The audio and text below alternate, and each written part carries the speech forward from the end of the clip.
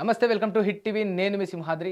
ఆసిఫాబాద్లో ఒక వాంకిడి గిరిజన హాస్టల్లో శైలజ అనే అమ్మాయి గత నెల ఒక ఆహారం తీసుకుంది హాస్టల్లో. అది తీసుకున్న ఆహారం కొంచెం కల్తీ అవ్వడం వల్ల ఫుడ్ పాయిజన్ అయ్యి తన బాడీ సహకరించక తను వెంటనే నిమ్స్ హాస్పిటల్లో చేరింది. చేరి చికిత్స పొందుతూ గత నెల నుండి తాను చనిపోయింది. తను చనిపోయింది. ఇప్పుడు ఆ అమ్మాయి చనిపోయినప్పుడు ఒక పాఠశాలలో తను గిరిజన మహిళనా, ఎస్సీ మహిళనా, ఎస్టీ అమ్మాయా, ఏ అమ్మాయి, రెడ్డి అమ్మాయా, బ్రాహ్మణ అమ్మాయా, కులం అనేది ఇప్పుడు హైలైట్ చేయకుండా, అసలు అమ్మాయి అనేది హైలైట్ చేయకుండా, తన ప్రాణం చిన్నది అంటే తను స్కూలింగ్లో ఉన్నది, తన పాఠశాలలో చదువుతున్న విద్యార్థిని అనేది కూడా హైలైట్ చేయకుండా, ఆసిఫాబాద్ అనేది హైలైట్ చేయకుండా మనం ఒకటి మాట్లాడుకుందాం. ఒక మనిషి ప్రాణం పోయింది. ఒక మనిషి ప్రాణం పోయింది. ఎందుకంటే తీసుకునే ఆహారం కల్తీ అవ్వడం వల్ల, ఆహారంలో నాణ్యత లోపించడం వల్ల ఒక మనిషి ప్రాణం పోయింది. జస్ట్ ఇమాజిన్ చేసుకుందాం. మనకు సంబంధించిన ఒక వ్యక్తి, మనకు దగ్గరైన వ్యక్తి, మనలో ఒక వ్యక్తి చనిపోతే మనం తట్టుకోగలుగుతామా? తట్టుకోలేం కదా. దట్టు ఇప్పుడు నేను యాడ్ చేస్తా తీసేసినవన్నీ.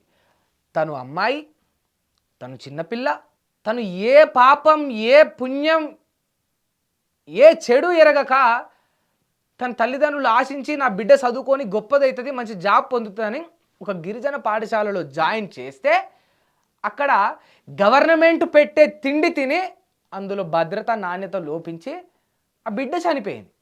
ఇప్పుడు చెప్పండి ఎట్లా ఉంటుంది ఆ కుటుంబ సభ్యులకు? ఇంత అన్యాయం ఆసిఫాబాద్లో జరిగితే దీన్ని ఏ మీడియా ఛానల్ చూపించట్లేదు. ఆ అమ్మాయి తల్లిదండ్రులు, కుటుంబ సభ్యులను పరామర్శించడానికి కోవా లక్ష్మి బీఆర్ఎస్ ఎమ్మెల్యే అక్కడికి వెళ్తే పోలీసులు తనను వెళ్ళడానికి ప్రయత్నిస్తే హౌస్ అరెస్ట్ చేసిర్రు. అసలు ఏం జరుగుతుంది రాష్ట్రంలో? పోనీ ఇట్లా గిరిజన పాఠశాలలో కావచ్చు, ఇంకేదైనా ఎస్సీ బీసీ హాస్టల్లో కావచ్చు, ఇంకెక్కడైనా కావచ్చు, ఈ గవర్నమెంట్ పెట్టే తిండి తిని చనిపోయింది ఈ కాంగ్రెస్ పాలనలోనైనా అంటే కాదు. బీఆర్ఎస్ 10 ఏళ్ళు పాలించినప్పుడు కూడా ఇటువంటివి 100 అయినాయి. ములుగులో జరిగినాయి, కరీంనగర్లో జరిగినాయి, ఆదిలాబాద్లో జరిగినాయి, ఆసిఫాబాద్లో కూడా జరిగినాయి. జ్వరం వచ్చి పండుకొని చూసి సూర్యాపేటలో అయితే 2 చచ్చిపోయినరు. ఒక్కరు కాదు, 2 ప్రాణాలు పోయినాయి. పసిబిడ్డలు, పసిగొడ్డులు, అన్యం పుణ్యం జరగని విద్యార్థులు. ఇప్పుడు పర్టికులర్గా రేవంత్ రెడ్డినో కాంగ్రెస్ గవర్నమెంట్ అననీకి లేదు.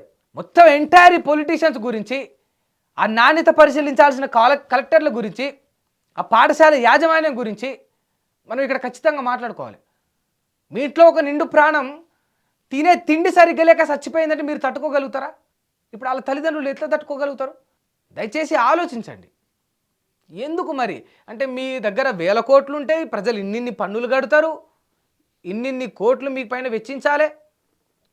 నేను చాలాసార్లు చెప్పిన, మనము ఫోన్ కొంటేనో, టీవీ కొంటేనో, బండి కొంటేనే పన్ను కట్టం. మనం ఆఖరికి వేసుకునే అండర్వేర్ కాంచెల్లి పొద్దున పండ్లు తోముకునే టూత్ బ్రష్ వరకు కూడా మనం ప్రతి వస్తువు పైన గవర్నమెంట్కు పన్ను చెల్లిస్తూ ఉన్నాం. అందులో సగం రాష్ట్రం పంచుకుంటుంది, అంటే రాష్ట్ర గవర్నమెంట్ పంచుకుంటుంది, సగం పైన ఉన్నోళ్ళు సెంట్రల్ తీసుకుంటారు. మరి ఇంత తీసుకొని వీళ్ళు ఎలగబెట్టేది ఏంటంటే నాణ్యత లేని ఫుడ్ మన బిడ్డలకు పెట్టి వాళ్ళ ప్రాణాలు తీసుకోవడమే వీళ్ళ ఘనత.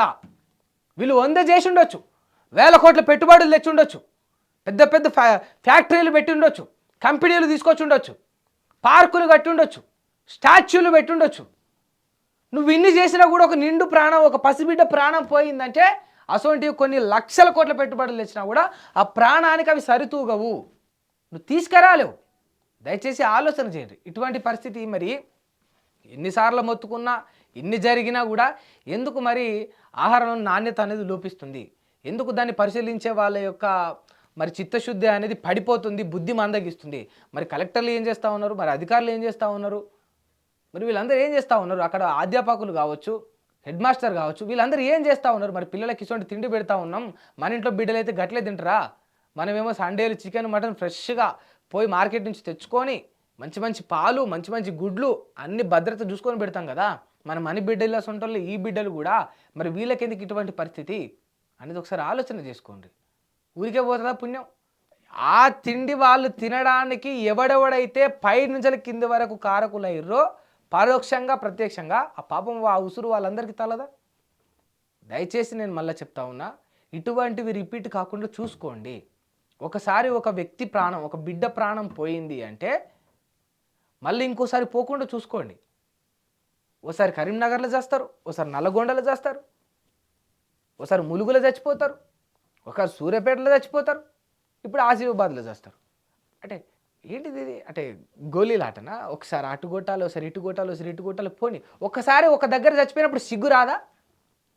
ఒక దగ్గర ఆహారం బాగాలేక ఇద్దరు వ్యక్తులు 2 రోజులు మంచాన పడి అనారోగ్యం క్షీణించి జ్వరం వచ్చి చచ్చిపోయినప్పుడు బుద్ధి రాదా? ఏం జరిగింది మొన్న సూర్యాపేటలో?